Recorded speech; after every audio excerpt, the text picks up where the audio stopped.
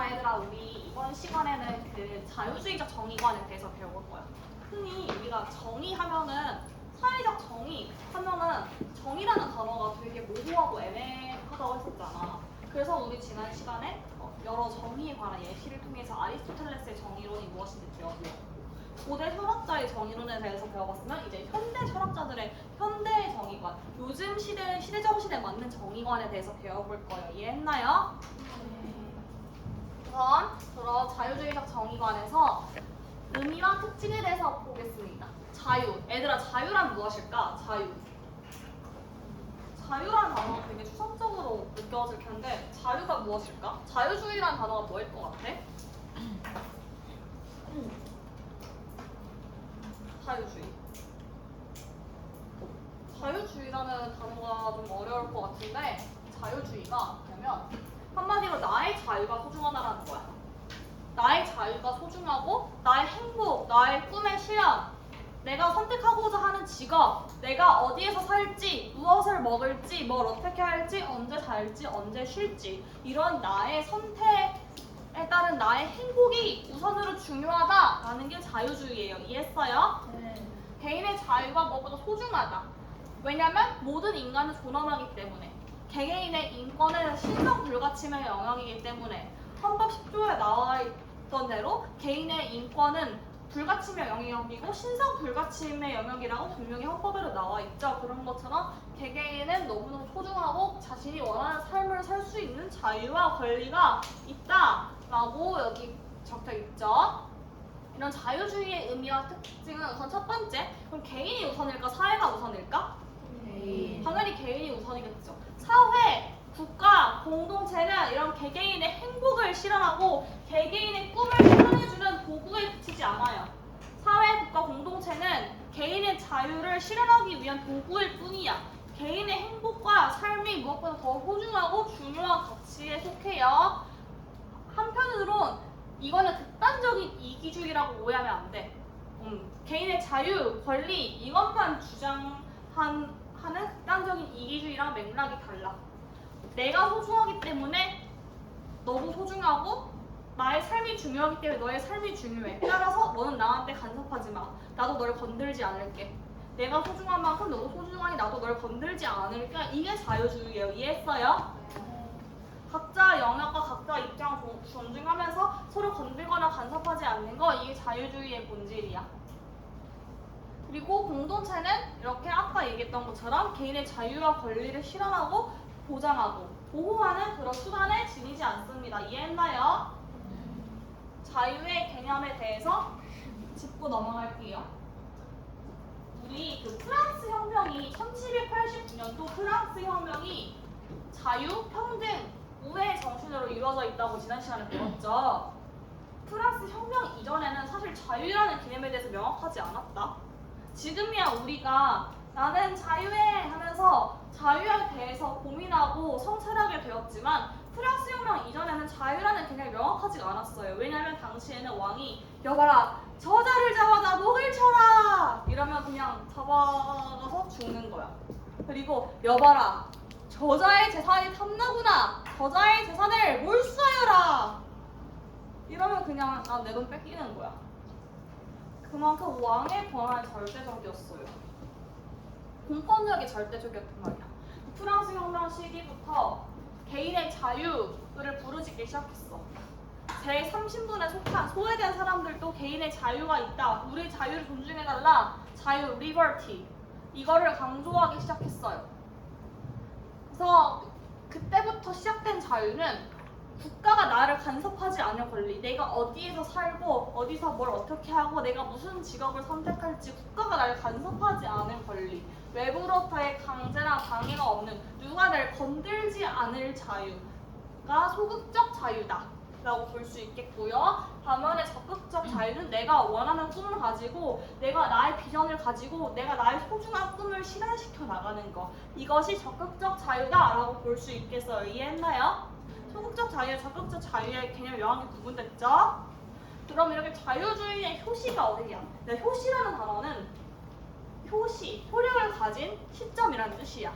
언제부터 최초로 이 자유주의라는 개념의 시발점이 언제인지. 시발점은 시작이 발화된 시점을 시발점이라고 하거든요. 욕 아니야 이거. 최초로 이렇게 발효된 시점을 시발점이라고 하는데, 그럼 언제부터가 이런 자유주의적인 사상의 시초였고 시효였고 시발점이었는지 우리가 고민을 해본다면, 프랑스 혁명 때부터 있었던 세워졌던 근대 소유권 절대 원칙인 것 같아요. 아까 프랑스 혁명 이전에는 왕이 마음에 안 들면 개인 재산을 탈취할 수도 있다고 했죠. 이때부터 소유권은 신성불가침의 원칙이다라는 이런 사상이 프랑스 혁명 이후 사람들의 인식 속에 널리 자리 잡게 돼요. 소유권은 신성불가침의 영역이고, 이거는 하늘의 귀신, 하느님도 함부로 건들지 못하는 것이다. 개개인의 소유권은 이렇게 절대적으로 보호받아야 하고 존중받아야 한다. 왜냐면 개인의 소유권은 먹고 살기 위한 수단이기 때문에, 진짜 개개인의 기본적인 인권, 기본권의 영역이기 때문에 소유권은 신성불가침의 영역이다. 근데 소유권 절대 원칙, 이것이 이거의 시초예요. 어느 정도 이해가 됐나요?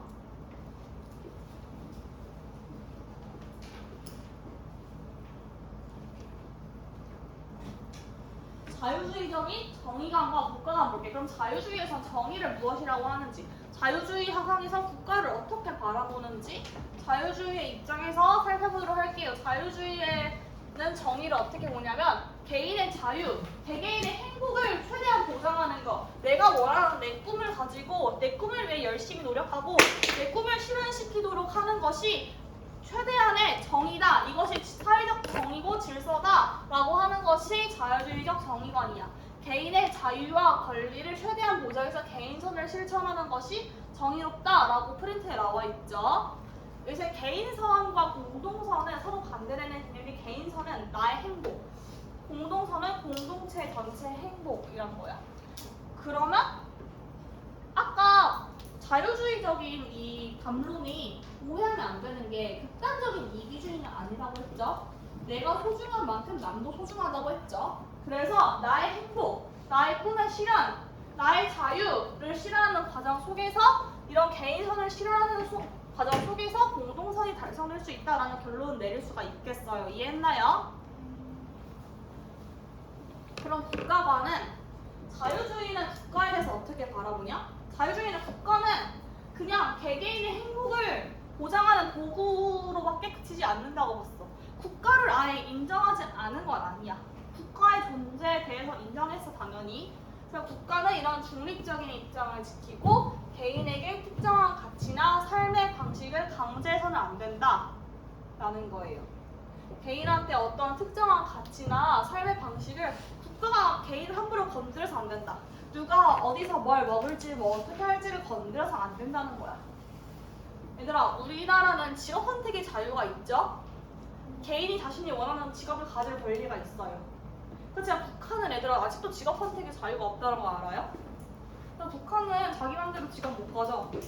북한은 출신 성분이라는 개념이 있거든. 출신 성분이 뭐냐면, 좋은 출신 성분이야 출세할 수가 있어. 항일운동을 했거나 6.25 전쟁 때 남침에 적극적으로 가담했거나 이런 출신 성분이 좋아야 돼. 그래야 그 대를 이어서 북한 고위 간부의 자식은 간부를 시켜주고 그런 식이야. 출신 성분이 좋아야 돼. 출신 성분. 어찌 보면 개인의 정말 자유가 박탈된 공간이라고 말할 수가 있겠죠. 출신 성분에 따라서 직업이 정해진다는 것 자체가. 국가에서 너보고 너는 선생님을 해 이러면 딱 선생님을 해야 되는 거야. 개인의 그런 직업에서 선택에 대한 권리와 자유가 없잖아요. 철저히 자유가 박탈된 곳에서는 우리가 행복할 수가 없겠죠. 자유가 이런 면에서 중요하다라고 우리가 직관적으로 이해할 수가 있겠네요. 그럼 우리가 롤스와 노직의 자유주의적 정의관에 대해서 이제 받아볼게. 롤스와 노직의 자유주의적 정의관. 롤스, 노직, 나 이 두 명 고3 때 생활과윤리 시간에 배웠던 학자들이거든. 둘 다 자유주의적 정의를 지향한 학자들이야. 둘 다 자유주의자들이야. 근데 엄연히 사상은 확실히 달라요. 롤스는 간단히 정의하자면 진보에 가까워, 엄밀히 말하면. 롤스 노직의 사상이 어려워서 얘가 진보 보수로 비유를 드는 거야. 노직은 엄연히 말하면 보수에 가깝고 우리 진보 보수 개념 배웠던 거 기억나죠? 진보는 복지, 부의 재분배,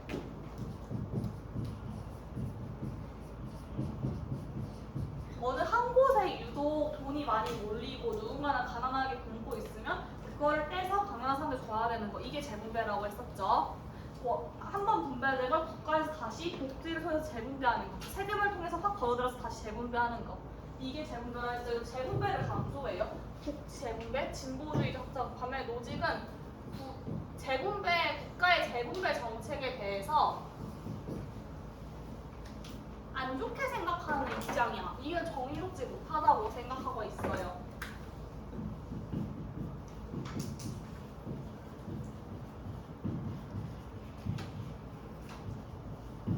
국가의 재분배 정책에 대해서는 정의롭지 못하다고 생각하고 있어요. 왜냐하면 국가가 나서서 재분배하는 것은 시장의 자율성을 간섭한다고 보는 거야. 국가는 시장의 자율성을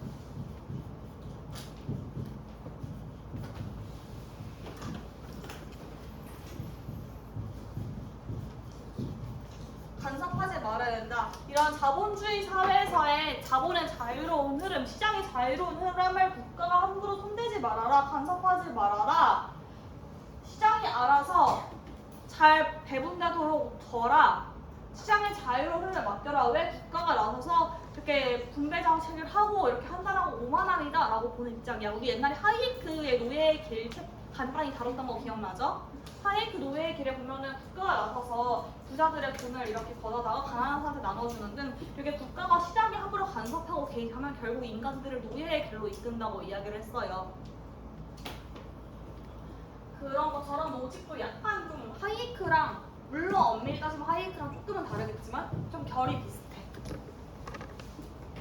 좀 롤스와 노직이 살짝 직관적으로 이해가 됐나요 이제? 본격적으로 봅시다. 롤스는 공정으로서의 정의를 얘기했어. 물론 이런 불평등을 아예 부정한 거 아니야. 자본주의 사회에선 당연히 불평등이 있을 수도 있다고 봤어. 그렇지만 모든 사람은 기본적인 자유를 누려야 되고, 당연히 자유가 없는 평등은 무가치예요 얘들아. 자유가 없는 평등이나 북한 사회야. 북한 봐봐. 똑같이 북한 공산당이 n분의 1 하지만 소수의 권력자들만 상위 5%만 귀족처럼 살고 나머지 국민들은 가난하게 살잖아요. 그거는 자유가 보장되지 않는 평등은 결국 인간 노예를 만드는 거예요. 그래서 기본적인 자유를 누려야 되는데 공정한 절차가 공정해야 된다고 봤어. 어떤 느낌이냐면 여기 얘들아 달리기를 하려고 해. 출발선이 있어. 출발선을 열심히 뛰어. 모두가 다 동등한 출발선에서 시작을 해야 돼. 근데 신체 능력이 약하거나 소외된 사람이 있지. 그럼 국가가 영양제를 먹여서 최대한 뛸 수 있게 해야 돼. 이게 롤스가 말한 그런 사상들이야. 공정한 절차야. 절차가 공정해야 된다고 봤어. 아니, 노직은 소유 권리로서의 정의를 강조했어. 롤스는 공정을 강조하고 노직은 소유 권리로서의 정의를 좀 강조했어요. 자유지상주의의 입장에서 개인의 자유와 소유 권리를 최우선으로 정하는 것이 정의롭다. 따라서 개인의 자유, 내 재산, 내 돈 재산 이런 게 너무 중요하기 때문에 국가가 나서서 재분배 정책을 하는 건 너무 국가가 선을 넘은 것이다. 그렇게 보는 게 노직의 입장인 거지. 이해했나요? 롤스는 불평등을 최소화하고 재분배 정책을 통해 최대한 격차를 줄이려는 이런 국가의 역할을 인정을 한 반면에 노직은 최소국가. 최소국가란 건 국가가 이렇게 시장의 자율성을 간섭하지 않는 거야. 국가가 시장의 자율성을 간섭하지 않는 거지. 최소국가를 정의롭다고 여겼어요. 한마디로 여기 얘들아 프린트에 보면 그렇게 나와 있지. 내가 여기에는 아직 안 실었는데 프린트에 보면 나와 있어요. 롤스는 큰 정부를 강조했고 큰 정부가 진보라고 했잖아. 노직은 작은 정부를 강조했다. 프린트에 나와 있죠? 나와 있죠 프린트에. 롤스는 큰 정부, 노직은 작은 정부. 국가의 간섭이 최소 국가, 작은 정부. 간섭하지 말아야 된다. 프린트에 확실히 나와 있죠? 잠깐만 봐보세요.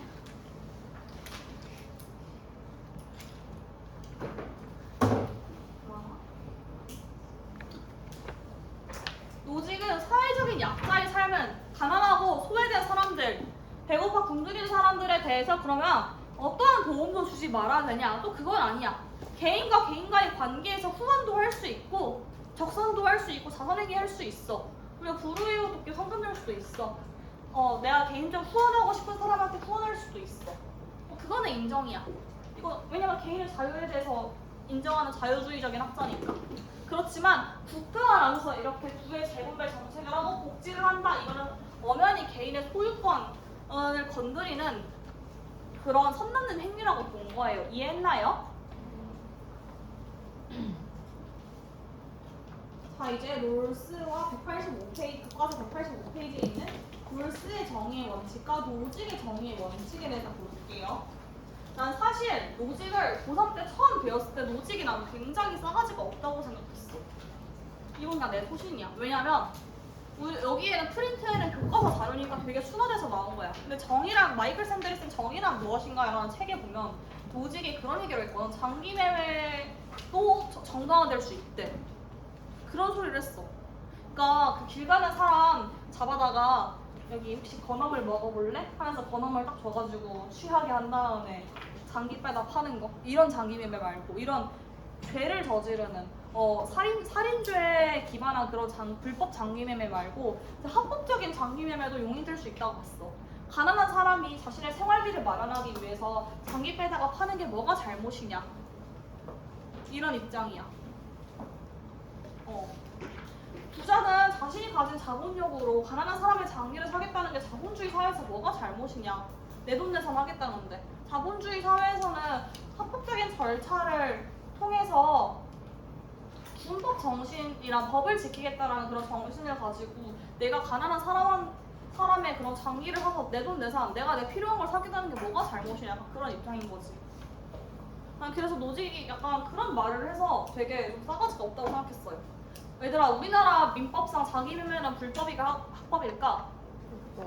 불법이에요. 민법 제103조에 보면은 당사자의 궁박함, 무경험, 경솔함을 빌미로 한 그런 불공정한 계약, 현저히 공정을 잃은 계약은 무효로 한다고 나와 있어.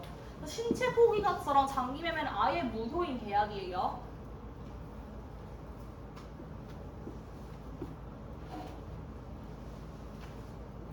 그 다음에 롤스의 정의의 원칙 한번 본격적으로 보자. 제1원칙은 평등한 자유의 원칙이야. 자유, 평등은 둘 다 소중하지 당연히. 그런데 자유에 있어서 평등한 권리를 가져야 한다. 기본적인 자유를 보장하고 그 다음에 이제 평등으로 가야 된다. 자유가 없는 평등은 인간을 노예로 만들 뿐이니까. 그리고 두 번째, 사회적, 경제적 불평등은 평등한 자유의 원칙에서 더 나아가 사회적, 경제적 불평등. 물론 사회적, 경제적 불평등에 대해서 아예 인정 안 한 거 아니야. 자본주의 사회에서는 어쩔 수 없이 사회적, 경제적 불평등이 나타날 수 있다고 봤어. 얘들아, 불평등이 아예 없는 사회는 칼 마르크스가 얘기한 원시 공산주의 사회에 불과해. 그때 칼 마르크스가 그런 얘기 했잖아. 노동자들이 프롤레타리아 혁명을 일으켜가지고 원시 공산주의 사회로 돌아가야 된다고. 노동자들이 주주가 된 자본가들, 기득권들을 다 죽이고 노동자들이 주주가 된 그런 사회가 되어서 이제 원시 공산주의 사회로, 원시 시대로 돌아가자고. 모두 선사시대, 신석기 시대, 구석기 시대처럼 모두가 사냥하고 나무를 뜯고 나무 뿌리를 캐고 열매를 따는 그런 산물들을 모두가 동등하게 평등하게 나누는 그 시절로 돌아가자고 마르크스가 얘기했잖아. 그래서 불평등이 아예 없는 사회는 딱 그런 사회인 거야. 이걸 잘못 적용한 게 캄보디아의 폴포드라는 사람이 1930년에 파리에서 마르크스 사상을 이상하게 공부하고 캄보디아에 있는 모든 지식인들을 다 죽여야겠다 해가지고 손 검사를 했어. 손이 부드러우면 너는 지식인이네 죽여 하고 바로 죽였어. 총 쐈어 그 자리에서. 손이 거칠면 너는 농민이네 너는 살려줄게 이랬어. 그래서 캄보디아를 일으켜 세울 만한 똑똑하고 유능한 젊은이들을 다 죽였어. 원시 공산주의 사회를 회귀하려고. 불평등이 아예 없는 사회는 딱 그런 사회예요 얘들아. 어쩔 수 없이 자본주의 사회에서는 사회적 경제적인 불평등이 조금은 있대. 그렇지만 최대한 격차를 줄이고 최대한 평등을 지향하는 과정이 있어야 한다고 보았던 거야. 이 불평등은 우선 첫 번째, 최소 수혜자한테 최대 이익을 보장해야 돼. 수혜라는 건 가장 적게 받은 사람, 가장 가난하고 궁핍한 사람한테 최대 이익을 보장해야 된다라는 얘기야. 이런 과정에서 무지의 베일을 사용할 수가 있어요. 무지의 베일. 무지의 베일은 뭐냐면 개개인에게 베일을 다 씌우는 거야. 무지의 베일. 무지의 개개인에게 베일을 씌워요. 그 카톨릭 신자들이 기도할 때 쓰는 베일 있지. 눈이 앞이 안 보이는 그 베일을 다 씌워. 그게 아무것도 모르게 한다 해서 무지의 베일이야. 근데 이 중에서 내가 우리 4반 친구들은 다 베일을 씌웠어. 그런데 이 중에서 누가 제일 부자이고 누가 제일 가난한 사람일지 몰라. 그럼 여러분은 여기서 돈을 분배한다 할 때 공평하게 n분의 1 하자고 할 것 같아? 아니면은 어떻게 할 것 같아? 최대한 공평하게 하자고 하겠지. 왜냐면 내가 가난한 사람이 될 수도 있으니까. 내가 부자일 수도 있지만 내가 제일 가난한 사람일 수도 있으니까 아무도 모르는 거야. 그런 것처럼 이렇게 최소 수혜자한테 최대 이익을 보장한다는 게 그런 뜻이에요.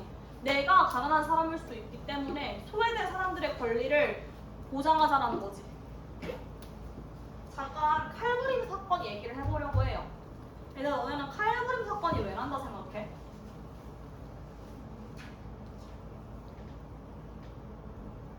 분노?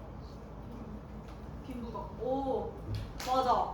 나 솔직히 되게 너무너무 좋은 의견이 나왔고 나도 전적으로 난 이렇게 생각하고 있어. 빈부격차 때문이라고 생각을 해. 칼부림이. 이게 칼부림 2015년에 프랑스 파리에서 일어난 총기 난사 사건 이런 거 다 선진국형 범죄가? 선진국에서만 일어난 범죄래. 우리나라에 연봉 1억이 넘는 사람들이 너무 많아졌어. 어느 날 갑자기 임금이 오르고 하면서. 그리고 우리나라 노동자들 중에서 대기업은 전체 10%밖에 안 돼. 공무원, 공기업은 전체 10%밖에 안 돼. 그리고 전문직은 전체 3%밖에 안 되고. 그만큼 대기업, 공무원, 전문직, 공기업 이런 좋은 안정된 직장에 다니는 사람이 전체 총 20%밖에 안 돼요.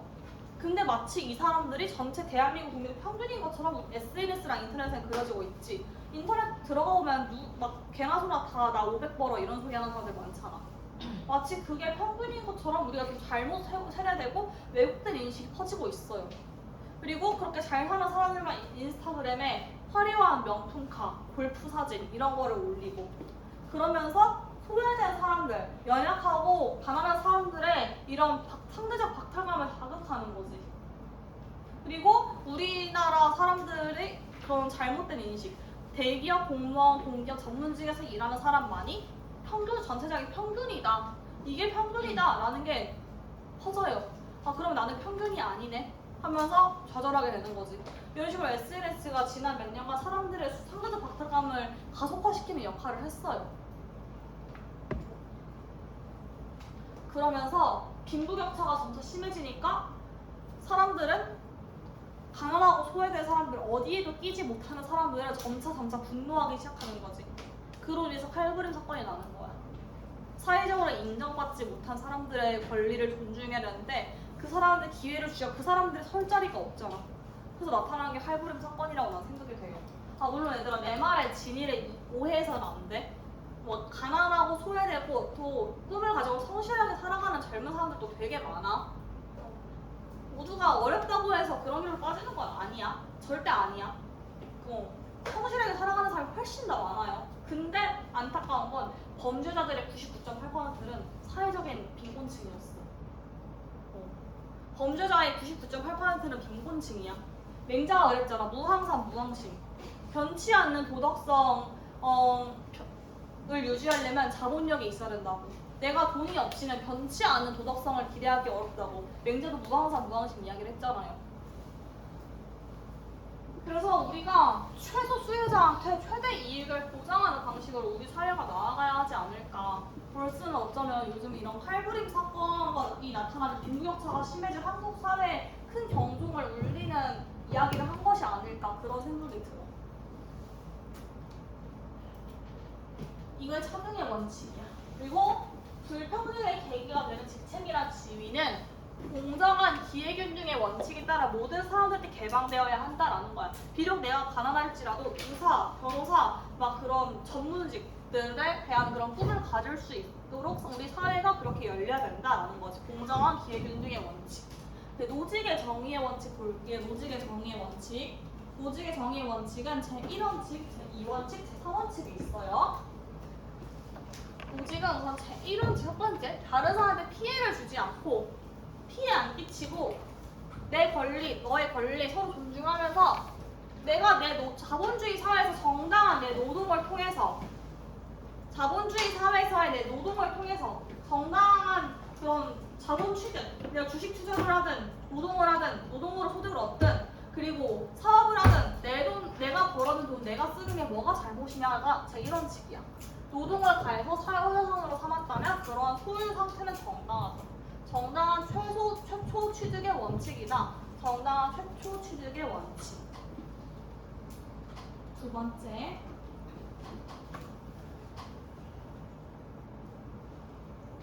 정당한 양도의 원칙을 보겠습니다.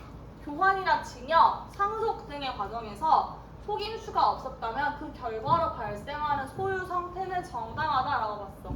정당한 양도의 원칙이야 이게. 교환, 증여, 상속의 과정에서 속임수가 없다면 탈세가 없다면 정당하다는 거야. 한마디로 재벌이 자기 자식한테 돈 물려주는 게 뭐가 잘못된 거냐. 탈세만 안 하면 된다라는 것이 제2의 원칙인 정당한 양도의 원칙이야. 정당한 최초 취득, 최초로 자본을 취득하고 양도하는 과정도 정당한 양도의 원칙.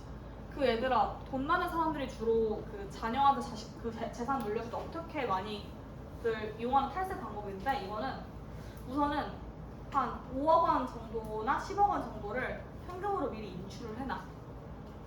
집안 금고에 일단 보관을 해놔. 금고에 보관을 해놔서 그거를 이제 한 몇 년 지났다가 자식의 통장에 넣어줘. 그럼 티가 안 나거든. 물론 이것도 현금 추적 다 들어올 수도 있어. 세무서 공무원분들이 밥만 먹고 어떻게 하면 탈세를 막을 것인지 그런 걸 연구하는 사람들인데 그 사람들이 이해가 쉽진 않지. 근데 보통 이렇게 하면은 안 걸린다고 이렇게 악용하는 사람들이 있더라고. 이것도 사실은 걸릴 가능성이 커. 근데 대부분 이런 방식으로 많이 하더라고.